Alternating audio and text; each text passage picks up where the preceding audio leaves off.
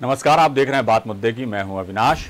Corona से जंग पर मोदी मंत्र, जी हां, ये है आज हमारी चर्चा का विषय, जिस पर हम अपने खास मेहमानों के साथ बात करेंगे। आज प्रधानमंत्री नरेंद्र मोदी ने देश भर के राज्यों के डीएम से बात की। पीएम मोदी ने एमपी सरकार के प्रयासों की तारीफ भी की है। क्राइसिस मैनेजमेंट कमेटी को उन्होंने कारगर बताया है कोरोना की रोकथाम के लिए, और कोरोना संक्रमण को रोकने की सरकार की जो कोशिशें हैं उनकी जमकर तारीफ भी की है। एमपी के सामुदायिक सहभागिता मॉडल की भी उन्होंने तारीफ की है।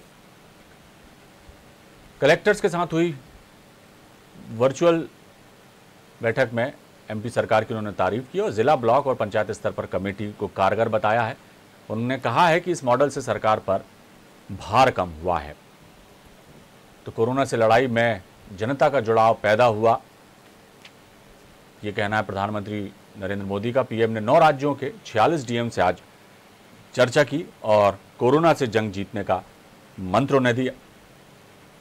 क्राइसिस मैनेजमेंट कमेटी जो बनाई गई हैं उनको कारगर और प्रभावी बताया है प्रधानमंत्री नरेंद्र मोदी ने।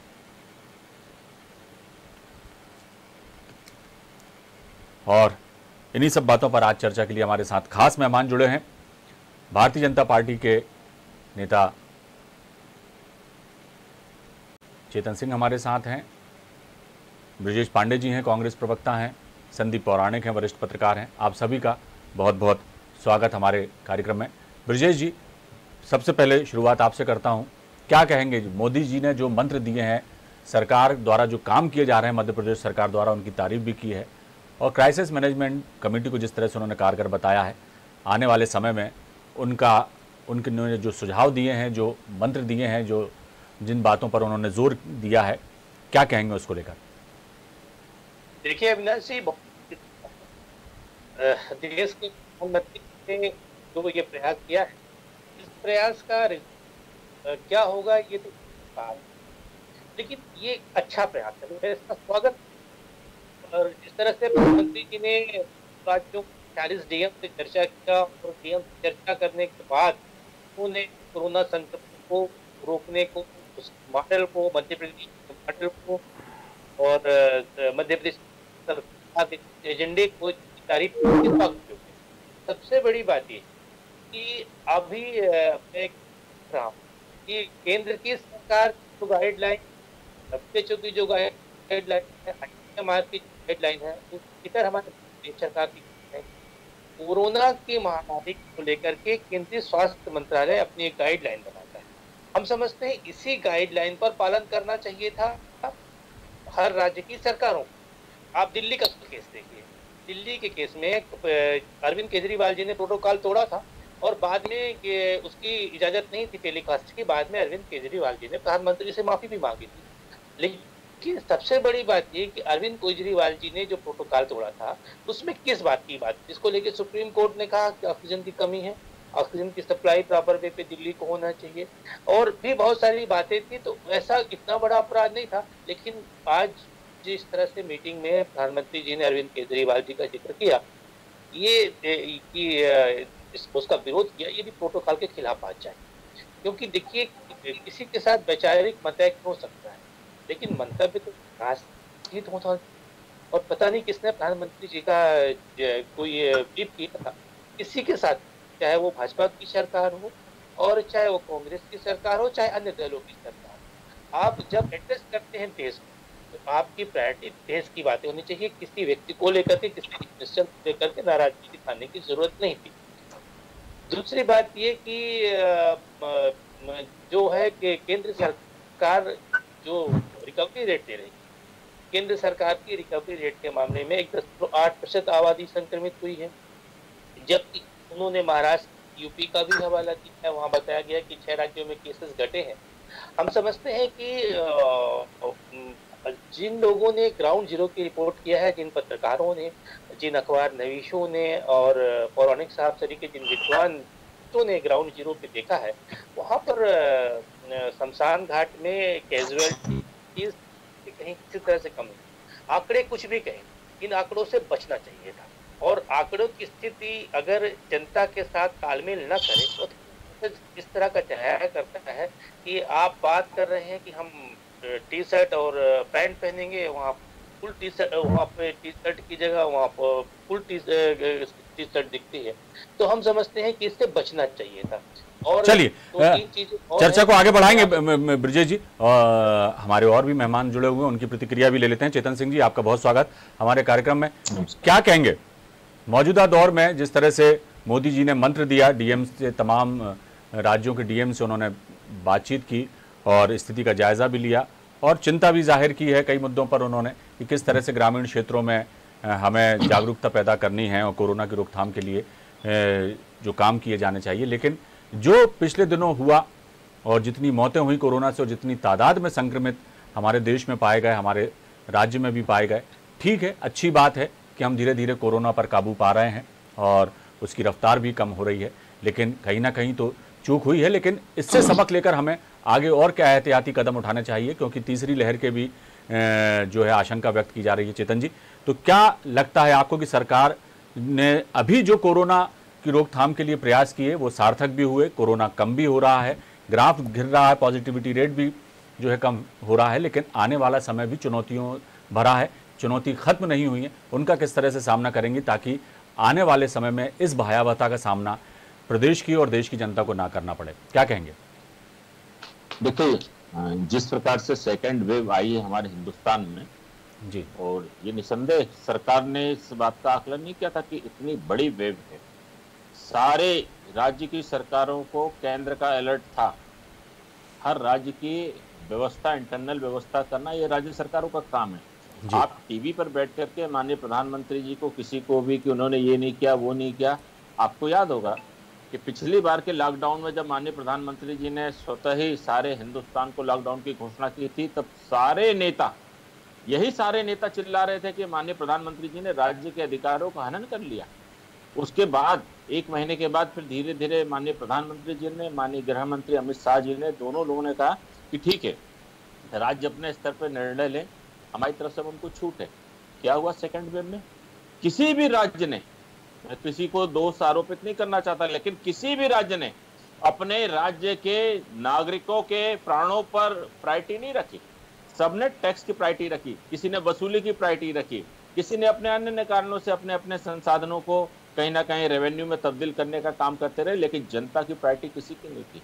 आज भयावहता से हम देख रहे हैं और इस प्रकार की भयावहता की मैं कहूंगा फिर से कल्पना किसी ने नहीं की। WHO का हमको अलर्ट था, वो अलर्ट निचले स्तर पर सारे राज्य सरकारों को था।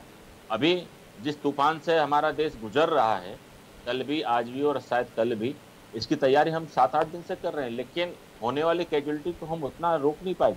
जो मिनिमम हम कर सकते हैं उस पर हम आ सकते हैं। माननीय प्रधानमंत्री जी का भी यही दर्द है। ये सुनामी जो आनी थी आएगी, लेकिन क्या इसको लेकर के क्या हम बेहतर परिणाम नहीं दे सकते थे?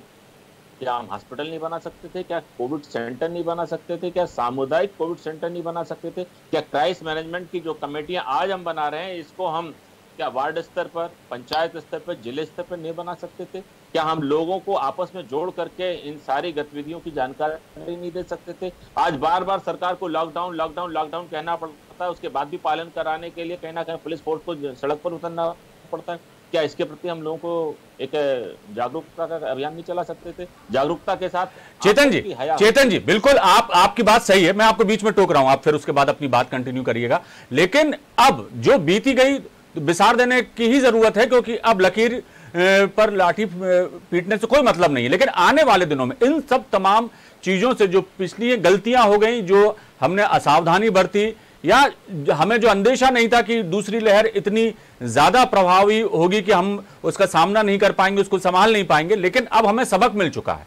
अब क्या कहेंगे? अब जो है सरकारों का क्या दायित्व बनता है कि यदि तीसरी लहर आती भी है तो हम उसकी रोकथाम करने के लिए जो हमसे गलती हो गई थी उनको दूर करते हुए किस तरह से आगे बढ़े, ये अब एक बात होती है। तो अभी भी चुनौती बहुत बनी हुई है और हमें आगे बढ़ने के लिए अब बहुत ही ठोस रणनीति के साथ काम करना पड़ेगा, ये बात मानेंगे आप?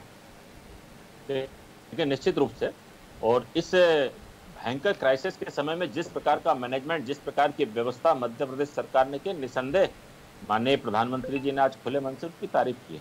माननीय प्रधानमंत्री जी ने खुले मन से और WHO ने भी खुले मन से उत्तर प्रदेश के मुख्यमंत्री योगी नाथ जी की तारीफ की है।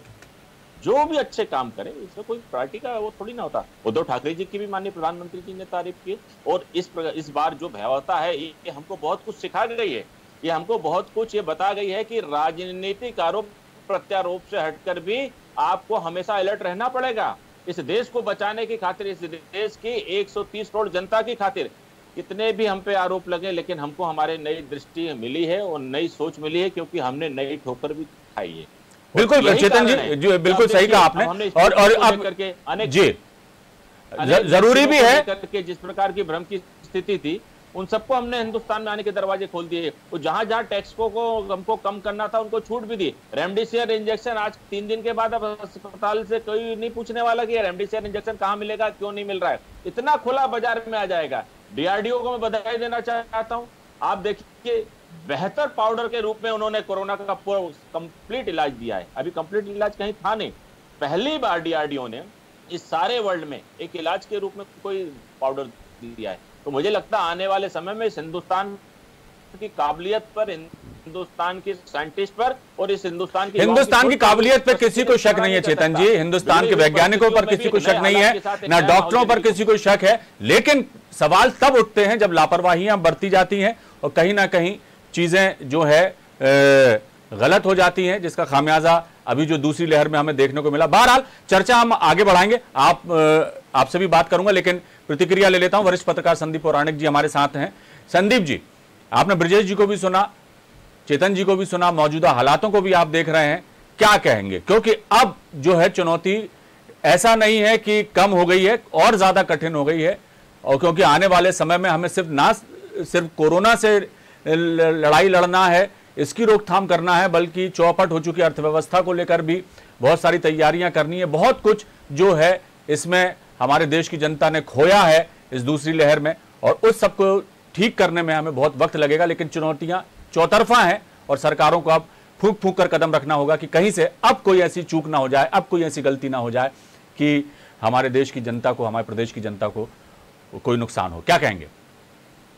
देखिए, ये बात बिल्कुल सही है कि वक्त चुनौतियों का है। हमने गलतियां भी की हैं, जिसमें सिर्फ सरकारों को हम दोष नहीं दे सकते, चाहे वो किसी भी दल की सरकार हो, राज्यों की सरकार हो या केंद्र की सरकार। जनमानस भी उसके लिए तैयार नहीं था। कहा गया, सरकारों की तरफ से तमाम बातें आई कि सेकंड वेव आ सकती है, लेकिन जनमानस भी उसके लिए तैयार नहीं था। हम अभी भी देख रहे हैं कि जनता का रुख वो नहीं है जिसमें उसके अंदर सजगता और सक्रियता आई हो। जागरूकता की भी कमी है। मैं ये मानता हूं कि सरकारों को जो समय मिला था पहली लहर के बाद, बिल्कुल उसे पूरी तरह जागरूकता का अभियान चलाना था। बीमारियों को लेकर जब भी हमारे यहाँ कोई भी बड़ी बीमारी आती है, चाहे चेचक की रही हो, चाहे टीबी की रही हो, पोलियो की रही हो, सरकारों ने एक अभियान चलाया है। लेकिन मुझे ऐसा लगता है कि पहली लहर के बाद हम सितंबर अक्टूबर के बाद से ये मान चुके थे कि हमने जंग जीत ली है, और उसी का नतीजा रहा कि हमारे यहाँ ठीक वही हालात हो गए थे जो कोरोना की पहली लहर के पहले थे। ये चूक हमसे हुई है, ये बात बिल्कुल सही है। लेकिन अब हम जो देख रहे हैं वो जागरूकता बढ़ाने की कोशिश सरकारें कर रही हैं, राजनीतिक दल भी कर रहे हैं। प्रधानमंत्री जी ने भी बात की है लोगों से, उनकी समस्याएं सुनी हैं, और मध्य प्रदेश की उन्होंने तारीफ की है कि जो जन भागीदारी मॉडल का उपयोग किया जा रहा है, मध्य प्रदेश सरकार इंप्लीमेंट कर रही है, ये कारगर है, क्योंकि इससे सारे लोग जुड़ रहे हैं। गांव जुड़ रहे हैं, वार्ड जुड़ रहे हैं, नगर जुड़ रहे हैं और सरकार जुड़ रही है। और एक और पहल अच्छी हुई है कि कमलनाथ से शिवराज जी ने बात की। राजनीतिक तौर पर ये समन्वय बनाने की कोशिश हुई है। अगर यही कोशिश मैं मानता हूं कि निचले स्तर पर भी ईमानदारी से हुई, बिल्कुल राजनीतिक लाभ ना लेने की कोशिश हो, प्रदेश को बचाने की जनता के हित में हुई, तो ये कारगर होगी। लेकिन अगर निचले स्तर पर राजनीति हुई तो आप ये मान के चलिए कि ये क्राइसिस मैनेजमेंट ग्रुप हो या कुछ भी हो, ये मुसीबतें ज्यादा खड़ी कर देंगे। एक चीज ये है बीमारी की। दूसरी, आपने अर्थव्यवस्था की चौपट करने की बात की है। सरकार को, इंडस्ट्रीज को आने वाले समय में थोड़ी सी राहत देनी होगी। साथ ही मजदूरों के लिए पैकेज कहीं ना कहीं कोई एक ऐसा पैकेज व्यवस्थित करना पड़ेगा, एक परिवार को इतना पैसा मिलता जाए ताकि उसकी जिंदगी चलती रहे। ये चुनौतियां होंगी सरकार के सामने, ताकि आर्थिक स्थितियां, हमारे यहाँ कहा जाता है ना कि जब जेब में पैसा आएगा तब बाजार चलेगा। तो गांव की अर्थव्यवस्था को, शहरी अर्थव्यवस्था को, गरीब किसान और मजदूर की अर्थव्यवस्था को मजबूत करने के लिए आपको कोई ना कोई राहत का एक पैकेज देना पड़ेगा, तब हमारी अर्थव्यवस्था पटरी पर आ पाएगी, मुझे ऐसा लगता है। जी ब्रजेश जी, शुरू से ही बात हो रही है आपसी समन्वय, तालमेल और दलगत राजनीति से ऊपर उठकर काम करने की। लेकिन अक्सर देखने में यही आता है, संदीप औराणक जी भी कह रहे हैं कि ऊपरी स्तर पर यदि अब आज शिवराज सिंह चौहान और कमलनाथ जी आपस में मिलते हैं, बातचीत करते हैं तो अच्छी बात है ये, लेकिन निचले स्तर पर भी ये संदेश जाना चाहिए और हर लेवल पर यदि दलगत राजनीति से ऊपर उठकर काम किया जाए तो बहुत कुछ बेहतर किया जा सकता है। एक दूसरे की कमी गिनाने की बजाय हम पुरानी गलतियों से सबक लेकर आगे बढ़ें, कंधे से कंधा मिलाकर काम करें तो बहुत मुमकिन है कि पहले ही हम इस कोरोना से मुक्ति पा लेंगे। और लोगों को जागरूकता लोगों में फैलाने के लिए भी जो काम किए जा सकते हैं वो मिलकर किए जाएं तो ज्यादा प्रभावी होंगे। क्या कहेंगे? देखिए अविनाश जी, सबसे बड़ी बात यह है कि आदरणीय संदीप औराणिक साहब, हम समझते हैं मध्य प्रदेश की पत्रकारिता के पहली पंक्ति वो प्रखर पत्रकार है जो सच को सत्य बोलने का साहस है। जी चेतन जी भी बड़े वरिष्ठ प्रवक्ता हैं बीजेपी के, इनकी कई बातों से सहमत होता हूँ। लेकिन सबसे बड़ी बात यह है कि जिस तरह से शिवराज सिंह चौहान जी की घोषणा के बाद स्थानीय नेता भारतीय जनता पार्टी के crisis management committee Madhya Pradesh के 52 जिलों में बना रहे हैं, उसमें वो दुराभाव दुरवशत दे रहे हैं, किसी भी कांग्रेस के नेता को उस कमेटी में नहीं रख रहे हैं। हमारे पास मध्य प्रदेश की कम से कम 18-19 जगह की जिलों की लिस्ट है जो बनाई जा रही है, उसमें सब भाजपा नेताओं को रख लोगे आप, वो तो आपको आईना कौन दिखाएगा भाई? रखना पड़ेगा। प्रधानमंत्री जी ने बार बार इस पर जोर दिया, क्राइसिस कमेटी की उन्होंने तारीफ किया। दूसरी महत्वपूर्ण बात की श्रीनिवास बीबी जी के ऊपर जिस तरह से पूर्वाग्रह से ग्रसित होकर के वो कोरोना काल में, संदीप जी और चेतन जी जान रहे हैं इस बात को, वो कोरोना काल में आए, लोगों की मदद करने के लिए आए। प्रधानमंत्री जी के आह्वान के बाद, राहुल जी के आह्वान के बाद चला पता कि एक टीम पुलिस की पहुंच जाती है, उनसे पूछती कि आप इतने सारे अनाज कहाँ से पा रहे हैं, कपड़े कहाँ से पा रहे हैं लोगों को देने के लिए। इस चीज को लेकर के कल मद्रास हाईकोर्ट ने फटकार लगाई। यद्यपि दिल्ली पुलिस ने उनके पक्ष में रिपोर्ट दिया था, फटकार लगाई और सरकार से कहा कि कोई भी आदमी अगर काम कर रहा है, समाज सेवा कर रहा है तो आप उसकी इंक्वायरी करोगे, वो कोई फ्रॉड कर रहा है। इसको लेकर मद्रास हाईकोर्ट ने कड़ी टिप्पणी। तीसरी महत्वपूर्ण बात अविनाश जी मैं आपसे कहना चाह रहा हूँ, बड़ी अच्छी बात औराणिक जी ने कहा, कमलनाथ जी की और इनकी जब आपस में चर्चा हुई है शिवराज सिंह जी के बाद, तो एक टेस्ट जो हो रहा था RT-PCR टेस्ट, जिसको लेकर के मध्य प्रदेश के अंदर एक नया प्रयोग किया गया। 37 दिन में जो सबसे कम केसेस हुए उसका एक कारण ये है, और जो 17 मई का रिकॉर्ड है, मैंने 59,454 सैंपल टेस्ट लिए, उस पर कमलनाथ जी ने उनको एक बात बोला कि देखिए WHO की गाइडलाइन, ICMR की गाइडलाइन के मुताबिक आप रैपिड एंटीजन टेस्ट जो है वो 30% से अधिक नहीं कर सकते, लेकिन आपको एंटीजन टेस्ट जो है 51 से बढ़ाकर 60% तक करना चाहिए। प्रयोग करिए, राजनीतिक प्रयोगशाला, उसका रिजल्ट अच्छा आया। इस तरह से जब चर्चाएं होती हैं तो उससे टेस्ट की सटीकता, गुणवत्ता, दक्षता और भरोसा जनता के बीच ज्यादा आता है। जिस तरह से आप देखिए कि ब्लैक फंगस जो नई बीमारी आई कोरोना में डायबिटीज पेशेंटों को लेकर के, एक मरीज की पत्नी ने मुख्यमंत्री जी को कहा कि मेरा पति जो है तिल तिल करके मर रहा है। शिवराज सिंह चौहान जी से कहा, मेरी प्रार्थना सुन लीजिए मुख्यमंत्री जी, या तो मुझको आप जहर का इंजेक्शन लगा दी तो मैं मर जाऊं, या मुझे ब्लैक फंगस की दवा मुहैया कर। ये दुर्भाग्यपूर्ण है, अस्पतालों से ब्लैक फंगस की दवाइयां गोल हो गई। रेमडेसिविर इंजेक्शन को लेकर सरकार ने कालाबाजारी को लेकर प्रयास किया है। हम समझते हैं इस तरह के जो लोग भी अपराध करते हैं वो किसी भी दल के हों, कार्रवाई तो हो भी रही है। कार्रवाई ऐसा नहीं है कि सरकार कार्रवाई हाथ पे हाथ रखे बैठी है ब्रजेश जी, जी कार्रवाई हो रही है। बात बिल्कुल देखिए, बिल्कुल जहां जहां मामले संज्ञान में आ रहे हैं सरकार के, तो खबरें सामने आती हैं ब्रजेश जी, हो भी रही है कार्रवाई, ऐसा नहीं कि कार्रवाई नहीं हो रही। और इतने बड़े प्रदेश में, इतने बड़े देश में इंजेक्शन मध्य प्रदेश के अस्पतालों से लापता है। हमारे रीवा संभाग में विंध्य क्षेत्र में 15 लोग इससे जो है कार के टूलगाल में समा गए।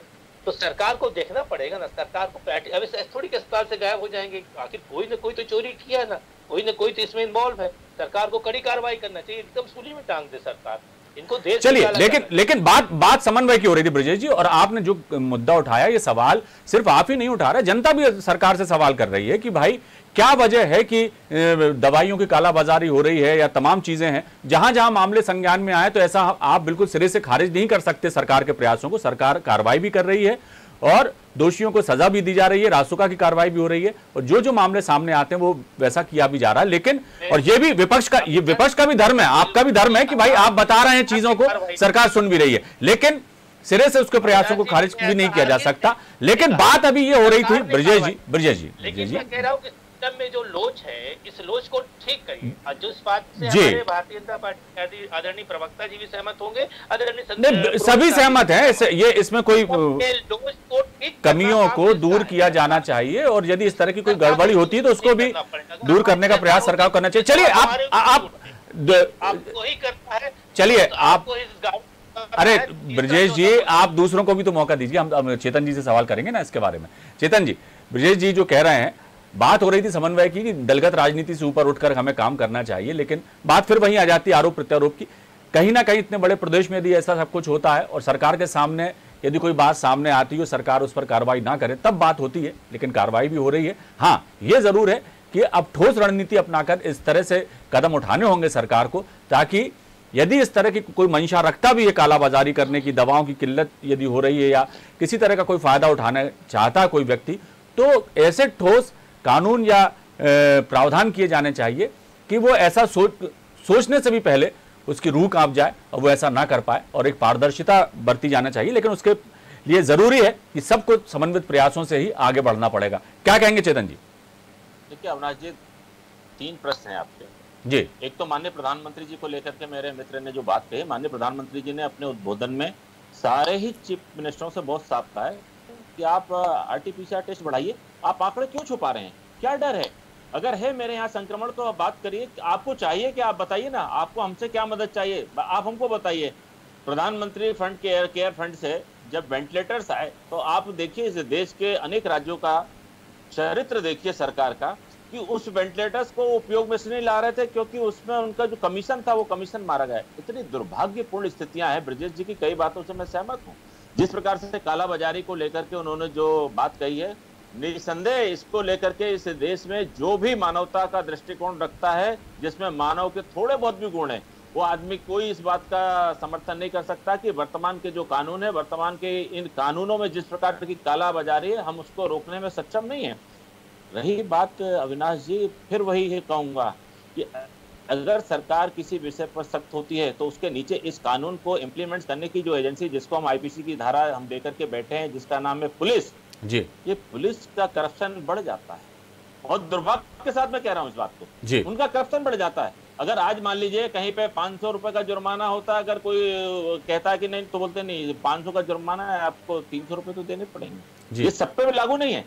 ये वरिष्ठ अधिकारियों पे भी मैं समझता हूँ करप्शन लागू नहीं हो सकता, क्योंकि अनेक अवसरों पर हमारा लोगों से संवाद होता है और जब हम वरिष्ठ अधिकारियों से बात करते हैं तो कहीं ना कहीं उस बात का समाधान होता है और उसको फटकार भी लगती है। लेकिन थानों के स्तर पर जिस प्रकार का करप्शन है, निसंदेह सरकारें किसी की भी हो, कोई भी आता जाता हो, लेकिन उस करप्शन पर शायद आशातीत रूप में हम जनहित में उतना प्रभावी कदम नहीं उठा पाए, रोक नहीं लगा पाए। इसके जो भी कारण हो, या तो मेरा कानून ढीला है, मेरा संविधान ढीला है, या उसको लागू करने वाले लोग ढीले। इस हिंदुस्तान में अगर हिंदुस्तान की जनता को अधिकार देना है, सुरक्षा देना है, संरक्षण देना है, तो सबसे पहले हमको अपने कानून का रिव्यू करना पड़ेगा। इसको लेकर कोई संशय नहीं। रही निर्देशन में जो क्राइसिस मैनेजमेंट कमेटी बनी है, निसंदेह माननीय कमलनाथ जी जो पूर्व मुख्यमंत्री है, उनके साथ वार्ता हुई है और इसको लेकर भी कोई संदेह व्यक्त नहीं कर सकता है कि हिंदुस्तान के जितने भी राज्य हैं, पक्ष और विपक्ष के नेता में जितना अच्छा संवाद, जितना अच्छा आपसी सौहार्द है, मुझे नहीं लगता है कि हिंदुस्तान के किसी अन्य राज्य में दूर दूर तक ये सारी बातें देखने को मिलती हैं। अगर ब्रजेश जी मेरे मित्र भी हैं, अगर उनको लगता है कि कांग्रेस के उन लोगों को जिनको शायद कोरोना की जानकारी भी या इस क्षेत्र में काम करने की इच्छा शक्ति भी, उनका अगर कहीं पर नाम नहीं आ पा रहा है या सरकार में जो लोग सिस्टम में बैठे नहीं ले रहे, निसंदेह उनको माननीय कमलनाथ जी को ये बात माननीय मुख्यमंत्री जी को पहुंचाना चाहिए। और मुझे नहीं लगता कि माननीय मुख्यमंत्री जी के कानों में ये सारी बातें आने के बाद इसमें कोई भी कहीं लेट लतीफी होगी।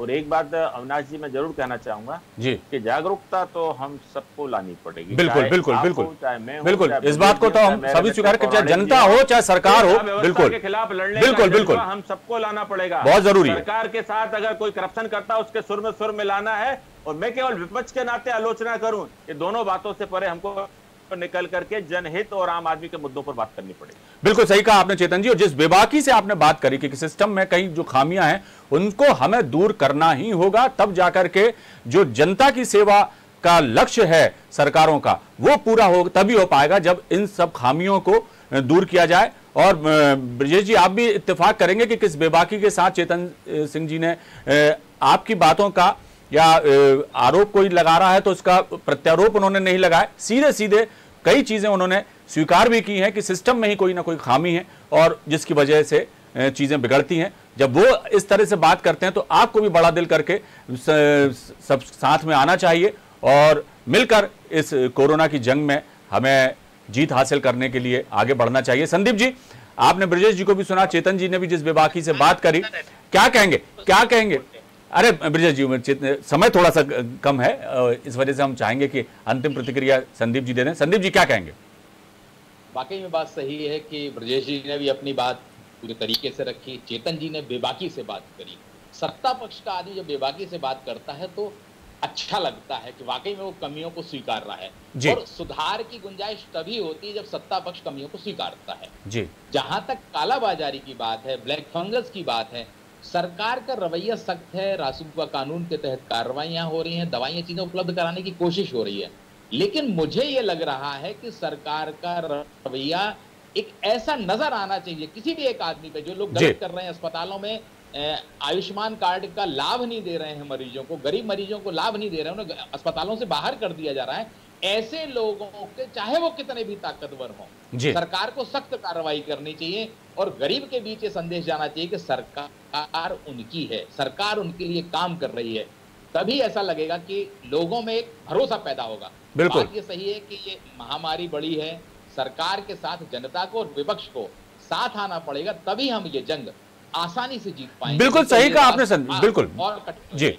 और संदीप जी, सबसे बड़ी बात तो यह है कि राजनीति के लिए तो उम्र पड़ी है, बहुत समय है, होती रहेगी राजनीति, होती रहेगी सियासत, सत्ताएं आएंगी जाएंगी, लेकिन फिल वक्त जो है जनता को जरूरत है कि सरकार जिससे चुनकर उन्होंने सत्ता पर बैठाया है वो उनके साथ खड़ी हो, उनकी सेवा करे। और ये वक्त भी है मानवता की सेवा करने का और दलगत राजनीति से ऊपर उठकर तमाम मतभेदों को भुलाकर यदि सब मिलकर आगे आए तो निश्चित तौर पर हम बहुत जल्द ही इस महामारी पर ही काबू, न केवल इस महामारी पर काबू पा सकेंगे बल्कि आने वाले दिनों में जो आने वाले समय है उसमें एक बेहतर स्वास्थ्य सेवाओं का एक बढ़िया सा एक ढांचा भी हम बना सकेंगे, ताकि भविष्य में किसी भी तरह की कोई जो है परेशानी हमारे प्रदेश की और देश की जनता को ना उठाना पड़े।